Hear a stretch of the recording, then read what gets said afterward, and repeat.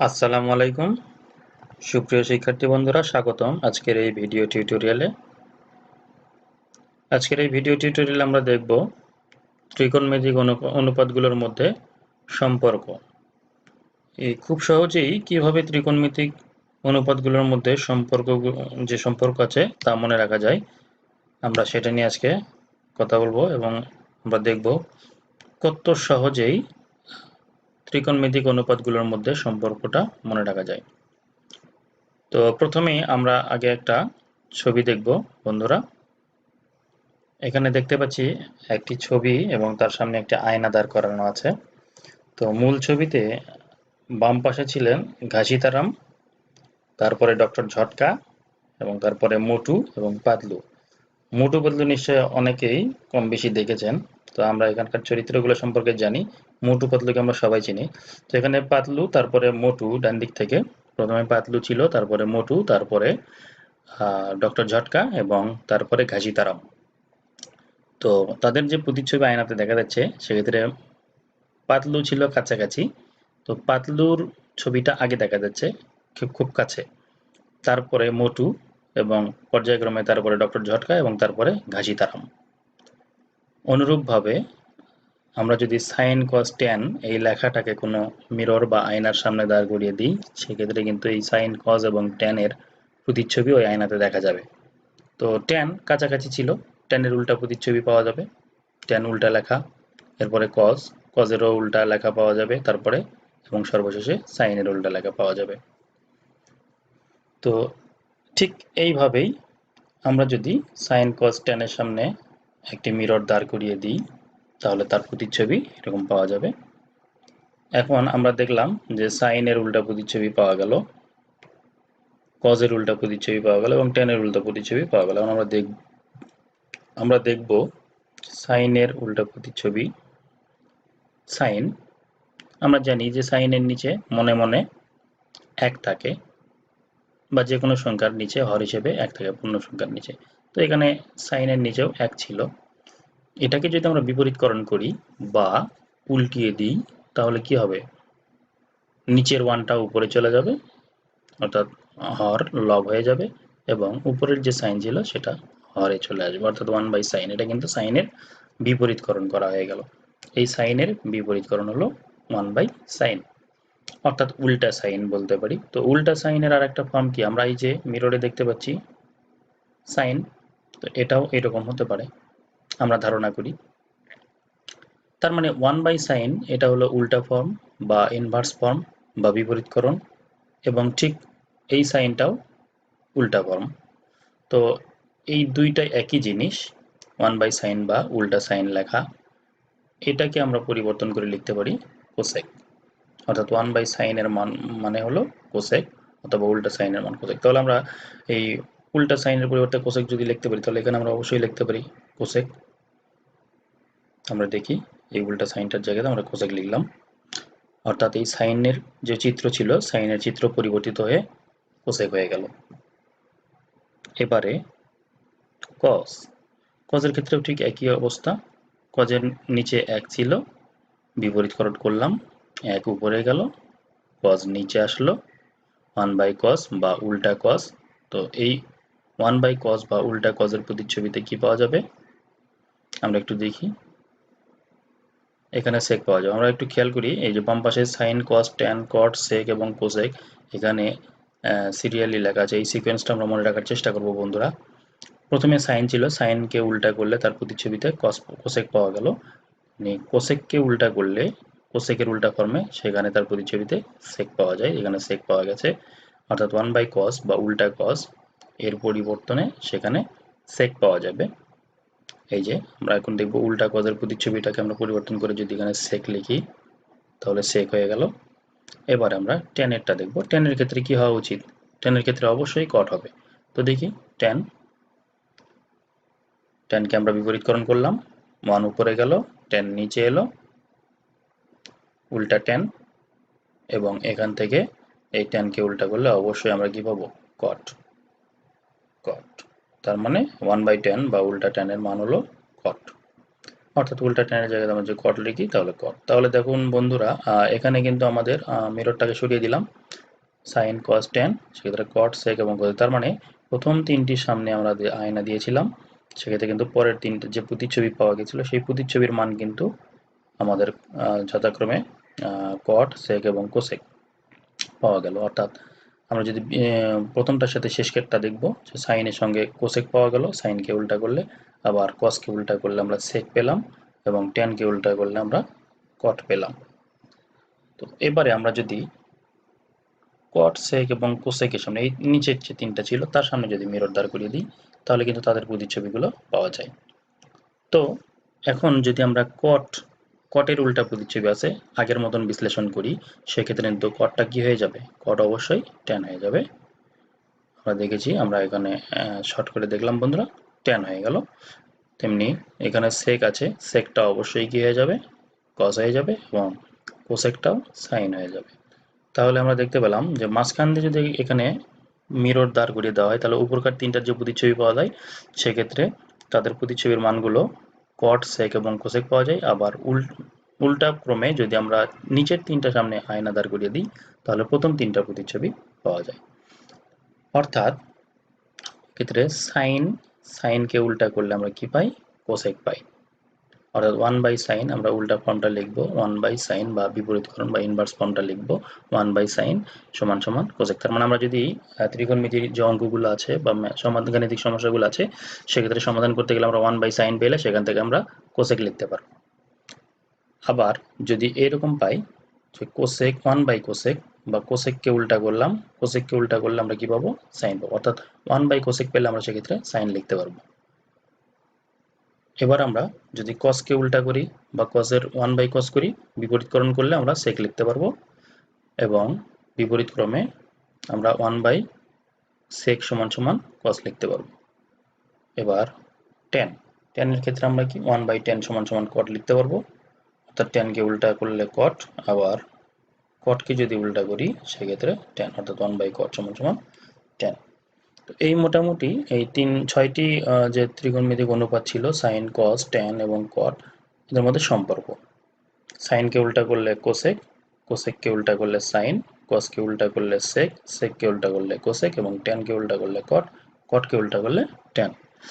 এবং আমরা আরো দুইটি সম্পর্ক দেখেছিলাম বন্ধুরা, সাইন এবং কসকে যদি আমরা ভাগ করি, অর্থাৎ সাইন ভাগ কস সমান সমান, তখন কি পাই আমরা? ট্যান। অর্থাৎ প্রথম দুইটাকে ভাগ করলে আমরা তৃতীয়টা পাই, অর্থাৎ ট্যান পাই। এবং বিপরীত ক্রমে যদি আমরা কস দ্বারা সাইনকে ভাগ করি, তাহলে ট্যান নয়, ট্যানের পরেরটাকে আমরা কটকে পাই। যেহেতু ট্যান এবং কট পরস্পরের বিপরীত, এই যে ট্যান এবং কট দেখা যাচ্ছে পরস্পরের বিপরীত, তাহলে যদি সাইনকে কস দ্বারা ভাগ করলে আমরা ট্যান পাই, তাহলে বিপরীতকরণ করলে আমরা অবশ্যই কটকে পাবো, কসকে সাইন। এই যে যেমন সাইনকে কস দ্বারা ভাগ করলে আমরা ট্যান পাই, এবং কসকে সাইন দ্বারা ভাগ করলে কট পাই।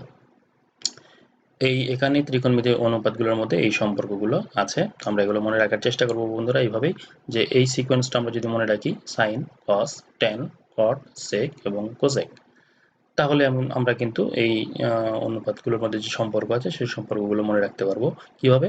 সাইনকে উল্টা করলে সর্বশেষেরটা কোসেক পাওয়া যায়, এবং কোসেককে উল্টা করলে সাইন পাওয়া যাবে, কসকে উল্টা করলে সেক পাওয়া যাবে, সেককে উল্টা করলে কস পাওয়া যাবে, তেমনি ট্যানকে উল্টা করলে কট পাওয়া যাবে, এবং কটকে উল্টা করলে ট্যান পাওয়া যাবে। উল্টা মানে কি? 1-এর নিচে ওই অনুপাতটাকে লিখলে সেটা কিন্তু উল্টা হয়ে যায়। যেমন 1/sin মানে সাইনের উল্টা, 1/cosec মানে কোসেকের উল্টা, 1/cos মানে কজের উল্টা, এবং 1/sec মানে সেকের উল্টা। এইভাবেই আমরা উল্টা করে অনুপাতগুলোকে মনে রাখতে পারবো। এখন আমরা ত্রিকোণমিতির যে সূত্র খুব সহজেই মনে রাখার চেষ্টা করব। ত্রিকোণমিতির যে সূত্রগুলো আছে, এখানে 3টি সূত্র আছে। sin square theta plus cos square theta equals to 1, sec square theta minus tan square theta equals to 1, এবং cosec square theta minus cot square theta equals to 1। এই তিনটি হলো এখানকার মূল সূত্র। এই তিনটি সূত্র থেকে আরো 2টি করে মোট 6টি, আর মানে আরো 6টি সূত্র পাওয়া যাবে। তো এই 6টি এবং 3টি মোট 9টি সূত্র মনে রাখতে গেলে আমরা খুব সহজেই মনে রাখতে পারবো। অনেকেই এটা মনে রাখতে পারে না। তো আমরা একটু খুব সহজ একটা বুদ্ধিতে মনে রাখবো বন্ধুরা। এখানে আমি এটা পরে বলতেছি, আমরা একটু ছন্দ তৈরি করেছি, এই ছন্দগুলো আমরা বলবো। তার আগে আমরা একটু দেখি যে sine square theta plus cos square theta, এখান থেকে যে দুইটি সূত্র, sec square theta minus tan square theta equals to 1, এখান থেকে দুইটি সূত্র, এবং cosec square theta minus cot square theta equals to 1 থেকে আরো দুইটি সূত্র কিভাবে আসে, ঠিক এই লেখা থেকে পক্ষান্তরের মাধ্যমে আমরা সেই সূত্রগুলো বের করব।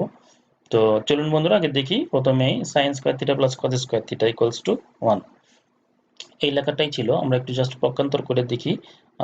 এক্ষেত্রে আমরা পক্ষান্তর বলতে কি, বাম পাশে যে sine square theta plus cos square theta ছিল, একবার আমরা সাইন স্কোয়ার থিটাকে ডান পাশে পার করে দেবো, একবার কজ স্কোয়ার থিটাকে ডান পাশে পার করে দেবো। তো প্রথমে আমরা কজ স্কোয়ার থিটাকে যদি ডান পাশে পার করে দিই, সেক্ষেত্রে কি হবে, প্লাস কজ স্কোয়ার থিটা, আমাদের ডান পাশে গেলে সেটা মাইনাস কজ স্কোয়ার থিটা হয়ে গেল। আমরা জানি বন্ধুরা, বাম পাশে যে রাশিগুলো থাকে, যে পদগুলো থাকে, পদের মধ্যে যে সম্পর্ক থাকে, যেগুলোকে সমান চিহ্নের ডান পাশে বা বাম পাশে আমরা পক্ষান্তর করি, সেক্ষেত্রে কিন্তু চিহ্নগুলো পরিবর্তন হয়ে যায়। তো এখানে প্লাস কজ স্কোয়ার থিটা ছিল, ডান পাশে এসে মাইনাস কজ স্কোয়ার থিটা হয়ে গেছে। তো এখানে সাইন স্কোয়ার থিটা, এটাকে আমরা একটু সমান চিহ্নের কাছাকাছি নিয়ে আসি। তার মানে কি পাওয়া গেল, সাইন স্কোয়ার থিটা মানে হলো 1 মাইনাস কজ স্কোয়ার থিটা। অর্থাৎ আমরা আমাদের যে ত্রিকোণমিতির গাণিতিক সমস্যাগুলো সমাধান করব, সেক্ষেত্রে যদি আমরা কোথাও সাইন স্কোয়ার থিটা পাই, তার পরিবর্তে আমরা 1 মাইনাস কজ স্কোয়ার থিটা লিখতে পারবো।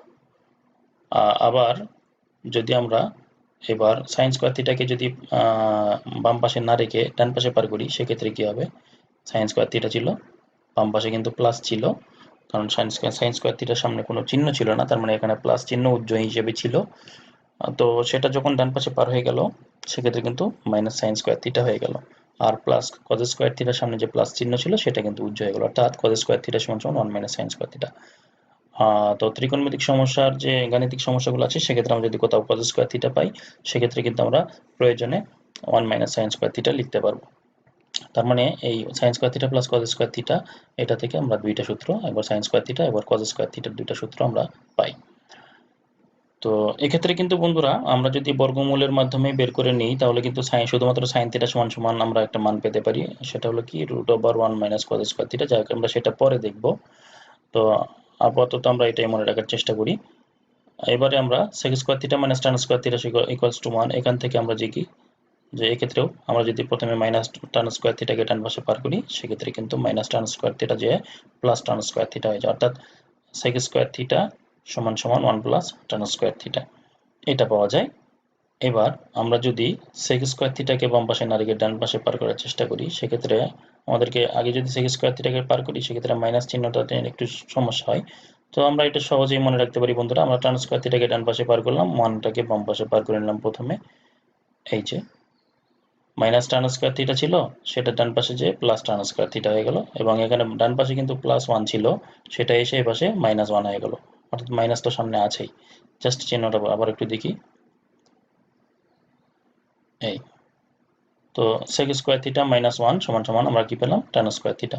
এবার আমরা কিন্তু এই পাশটা ও পাশে আর ও পাশটা পাই, এবার আমরা একটু পক্ষান্তর করে দেখি, এই যে তার মানে কি এখান থেকে আমরা tan স্কোয়ার থিটা সমান লিখতে পারি sec স্কোয়ার থিটা মাইনাস 1। তো ইজিলি আমরা লিখতে পারি যে sec স্কোয়ার থিটা মাইনাস এই 1 ইকুয়ালস টু হলো tan স্কোয়ার থিটা, অর্থাৎ এখানে sec স্কোয়ার থিটার একটা মান পাওয়া গেল, tan স্কোয়ার থিটার একটা মান পাওয়া গেল। এবারে cosec square theta minus cot square theta, এখান থেকে আমরা যে মানটা পাবো সেটা দেখি, ঠিক একইভাবে মাইনাস কট স্কোয়ার থিটা ডান পাশে গিয়ে প্লাস কট স্কোয়ার থিটা হয়ে গেল। So cosec square theta equals to 1 plus cot square theta, এবং আমরা যদি cosec স্কোয়ার থিটার সাথে 1টাকে ট্রান্সফার করে নিই, এই যে কট স্কোয়ার থিটা ডান পাশে পার হয়ে গেল, সেক্ষেত্রে পাবো হলো cosec square theta minus 1 equals to caught square theta. আমরা যদি সহজভাবে লিখি, তাহলে চেঞ্জ করে নিলে কট স্কোয়ার থিটা সমান সমান এখানে হচ্ছে cosec স্কোয়ার থিটা মাইনাস 1, অর্থাৎ এক্ষেত্রে আরো দুইটি সূত্র আমরা পেলাম। তো বন্ধুরা, এখান থেকে আমরা দেখলাম যে দুইটি দুইটি করে যে সূত্রগুলো আসলো, সেগুলো আমরা ইজিলি এইভাবেই দেখতে পারি। শুধুমাত্র এই তিনটি সূত্র মনে রাখতে পারলে আমরা কিন্তু এগুলো মনে রাখতে পারবো। তো এই তিনটি সূত্র অনেকেই ভুলে যাই, তো এটা মনে রাখার জন্য কিছু ছন্দ আছে, আমরা একটু দেখি। এখানে sign square theta plus cos square theta, এই সূত্রটাকে আমরা মনে রাখতে গেলে এই ছন্দটা মনে রাখতে পারি যে সাইন করতে চাইলে কষ্ট করতে হয়। তো আমরা যদি জীবনে সাইন করতে চাই বা উন্নতি করতে চাই, সেক্ষেত্রে কিন্তু আমাদেরকে কষ্ট করতে হয়। যদি পড়ালেখা করে বলি বা দিনমজুর যারা আছে, তাদের ক্ষেত্রেও কিন্তু অনেক কষ্ট করতে হয়। তো সাইন করলে বা সাইন করলে কষ্ট করতে, সেক্ষেত্রে সাইন মানে আমরা সাইন বলবো, সাইন করতে চাইলে কষ্ট করতে হয়। অথবা আমরা আরেকটা কথা দিয়ে মনে রাখতে পারি যে সাইন করলে, সিন করলে, মানে সিন মানে হলো পাপ, সিন করলে কষ্ট হয়, অর্থাৎ পাপ করলে কষ্ট হয়। সেটা দিয়ে আমরা মনে রাখতে পারি। তো আমরা সাইন করলে সাইন করতে চাইলে কষ্ট করতে হয়, এটা দিয়েও মনে রাখতে পারি। অথবা সিন করলে কষ্ট হয় বা পাপ হয়, সিন করলে কষ্ট হয়, এটা দিয়েও মনে রাখতে পারি। তো আমরা সাইন করলে কষ্ট করতে হয়, এটা দিয়ে মনে রাখতে পারি বন্ধুরা। এবারে আমরা যদি পরেরটা দেখি, sec square theta minus tan square theta, এটা কিভাবে মনে রাখা যায়। এক্ষেত্রে আমরা এই যে বন্ধুরা আমরা দেখতে পাচ্ছি এখানে ছবি এসেছে, কিছু জেলে মাছ ধরছে। তো জেলেরা যখন মাছ ধরে, সে মাছ ধরার সময় তারা কি করে, জাল টেনে টেনে মাছ ধরে। তো জাল টানতে হয় পানিতে কিন্তু, তাই না? পানিতে তার মানে ছেঁকে ছেঁকে মাছ ধরতে হয়। তো সেক্ষেত্রে কিন্তু সেঁকিলে টানতে হয়। তো সেঁকতে গেলে জালগুলোকে টানতে হয়, তার মানে সেঁকিলে টানতে হয়। সেক্ষেত্রে আমরা বলতে পারি সেকিলে মানে সেখান থেকে সেক এবং টানতে থেকে টেন, অর্থাৎ সেকিলে টানতে হয়। এই ছন্দ দিয়ে আমরা মনে করতে পারি যে সেক স্কোয়ার থিটা মাইনাস টান স্কোয়ার থিটা। একটা বিষয় লক্ষণীয় যে আগেকারটাতে ছিল sign square theta plus cos square theta সমান সমান 1, এটা হচ্ছে সাইন করলে কষ্ট করতে হয়, এখানে প্লাস, আর পরবর্তী যে দুইটা সূত্র সেক্ষেত্রে কিন্তু মাইনাস হবে, অর্থাৎ সেকিলে টানতে হয়, সেক্ষেত্রে হলো সেক স্কোয়ার থিটা মাইনাস টান স্কোয়ার থিটা সমান সমান 1। এবারে আমরা কোসেক এবং কটের সম্পর্ক যেটা আছে সেটা একটু দেখি। এক্ষেত্রে আমরা ওই একই চিত্র দিয়ে মনে রাখার চেষ্টা করব যে জেলেরা যখন মাছটা ধরেছিল, মাছটা ধরার পরে মাছগুলো হিসাব করেছিল, তাই না? তো এক্ষেত্রে বলা হচ্ছে কষেক হিসাব কত কেজি, মানে কত কেজি মাছ ধরেছিল জেলেরা। কষেক হিসাব মানে হিসাব কষে দেখতে হবে কত কেজি মাছ। সো এখানে ছন্দটা এরকম যে কষেক হিসাব কত কেজি, কষেক মানে কষেক, এবং কত কত কথাটাকে আমরা কট হিসেবে মনে রাখবো। কষেক হিসাব কত কেজি, অর্থাৎ কষেক এবং কট, অর্থাৎ cosec square theta minus cot square theta equals to 1। আমরা কিন্তু এইভাবে এই তিনটা সূত্র, মূল সূত্রকে মনে রাখতে পারি, এবং তিনটা মূল সূত্রকে মনে রাখতে পারলে আমরা পক্ষান্তরের মাধ্যমে এই বাকি সূত্রগুলোকে এখান থেকে পেয়ে যেতে পারি। তো বন্ধুরা, এত সহজেই আমরা কিন্তু এই সূত্রগুলোকে সহজেই মনে রাখতে পারি। তা আমরা অবশ্যই চেষ্টা করব এগুলোকে এই সহজভাবেই মনে রাখার জন্য, এই ছন্দগুলো দিয়ে। তো আমরা এতক্ষণ পর্যন্ত যে সূত্রগুলো শিখেছি বন্ধুরা, এট এ গ্লান্স আমরা একটু দেখি। প্রথমে ছিল বিপরীতকরণের যে সূত্রগুলো ছিল, 1/sin θ = cosec θ, মানে এগুলো সূত্র না ঠিক, এগুলো হলো ত্রিকোণমিতিক সম্পর্ক আর কি। যাই হোক, 1/sin θ = cosec θ, আবার বিপরীতক্রমে 1/cosec θ = sin θ, 1/cos θ = sec θ, অর্থাৎ cos θ কে বিপরীতকরণ করলে sec θ, এবং sec θ কে বিপরীতকরণ করলে cos θ, tan θ এর বিপরীতকরণ করলে cot θ, এবং cot θ কে বিপরীতকরণ করলে tan θ। আবার sin θ কে cos θ দ্বারা যদি আমরা ভাগ করি, সেক্ষেত্রে সম্পর্ক পাওয়া যায় tan θ, এবং cos θ কে tan θ দ্বারা ভাগ করলে cot θ। এই ছিল মোটামুটি আমাদের আগেকার যে সম্পর্ক সেগুলো, এবং আমরা রিসেন্টলি যে সম্পর্কটা শিখলাম সেটা হলো sin square theta plus cos square theta equals to 1। এখান থেকে আমরা পেলাম cos square theta equals to 1 minus sin square theta, এবং sin square theta equals to 1 minus cos square theta. এরপরে সেকিলে টানতে হয়, এই সূত্রটা ছিল sec square theta minus tan square theta equals to 1। এখান থেকে আমরা পেলাম sec square theta equals to 1 plus tan square theta, এবং tan square theta equals two sec square theta minus 1। এবং কসেক হিসাব কত কেজি, এই সূত্র থেকে আমরা পেলাম cosec square theta minus cot square theta equals to 1। এখান থেকে আমরা পেলাম cosec square theta equals to 1 plus cot square theta, এবং cot square theta equals two cosec square theta minus 1।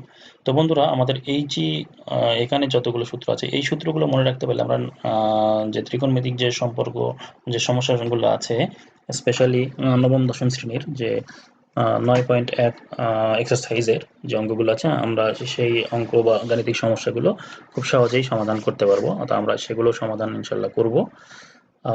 তো আজকে এই পর্যন্তই বন্ধুরা, সবাইকে ধন্যবাদ।